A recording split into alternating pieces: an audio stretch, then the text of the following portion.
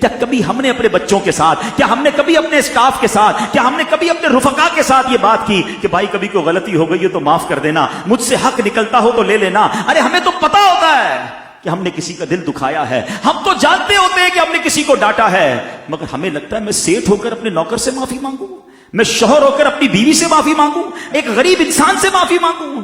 آج خدا کے واسطے یہ بدلاؤ لے کر جاؤ، اپنی زندگی میں یہ تبدیلی لے کر جائیے کہ ہم نرم ہو جائیں، ہم معاف کرنے والے ہو جائیں، ہم بدلے کو چھوڑ دیں، اور اگر زندگی میں کسی کا دل دکھایا ہے تو دنیا ہی میں اس کا حق ادا کر دیں، ورنہ قیامت کے دن ادا نہیں کر سکیں گے۔ ایک بار نبی پاک علیہ الصلوۃ والسلام نے صحابہ کرام سے ایک سوال کیا کہ بتاؤ مفلس کون ہے؟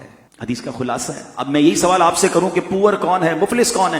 آپ بھی یہی جواب دیں گے، جس کے پاس پیسے نہیں وہ مفلس ہے۔ صحابہ نے بھی یہی رپلائی دیا، مگر نبی پاک نے جو اس کی انٹرپریٹیشن کی نا، امیزنگ۔ سنو، آقا فرماتے ہیں مفلس میری امت میں وہ ہے جو قیامت کے دن نماز، روزے اور زکوٰۃ لے کر آیا، اور یوں آیا، یعنی اس حال میں آیا کہ اسے گالی دی، اس پر تہمت لگائی، اس کا مال کھایا، اس کا خون بہایا، اسے مارا، یعنی اتنے سارے ظلم کر کے آیا ہے، لیکن روزے بھی ہیں، نمازیں بھی ہیں، زکوٰۃ بھی ہے، حج بھی ہے۔ اے سنو حاجیوں، اے روزہ داروں، نمازیوں، سنو، اگر دل ٹوٹ رہے ہیں، حق دبایا جا رہا ہے، حق تلفی ہو رہی ہے، لوگ آپ سے پریشان ہیں، آقا فرماتے آئے گا اس حال میں کہ نیکیاں بڑی ہیں مگر لوگوں کا دل بھی دکھایا ہے، مال بھی دبایا ہے، خون بھی بہایا ہے۔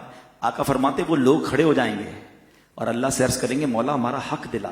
اچھا، اس قیامت کے دن پیسوں کا تو بیپار نہیں ہوگا نا کہ کسی سے 5 لاکھ لیے ہوئے تو قیامت کے دن چیک بنا کے اسے دے دیں گے، اب نیکیوں کا کاروبار ہوگا، یعنی اب اس شخص کو، بندے کو اپنی نیکیاں دینی پڑ جائیں گی مظلوموں کو۔ حدیث میں آتا ہے ساری نیکیاں ختم ہو جائیں گی، حق لینے والے ختم نہیں ہوں گے، پھر کیا ہوگا؟ اب ان مظلوموں کے گناہ اس کے سر ڈالے جائیں گے، اور آخر کار فرمایا کہ اسے آگ میں پھینک دیا جائے گا، بیکاز لوگوں کے دل دکھائے ہوں گے، حق تلفی کی ہوگی۔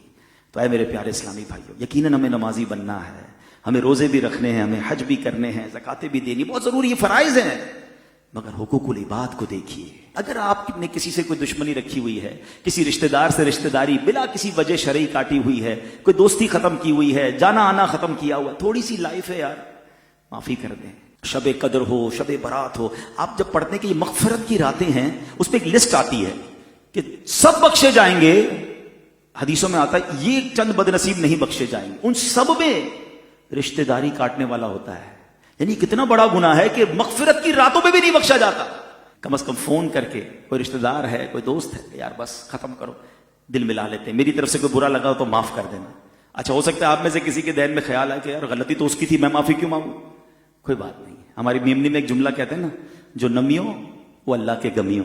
آپ جھک جائیے، آپ آگے بڑھ جائیے، ثواب کما لیجئے، دوستی کر لیجئے، پھر دیکھیں انشاءاللہ رب کریم کیسی رحمت فرماتا ہے۔ ایک حدیث پاک میں آتا ہے جس کا مضمون ہے کہ جو معاف نہیں کرتا اسے معاف نہیں کیا جائے گا، جو رحم نہیں کرتا اس پر رحم نہیں کیا جائے گا۔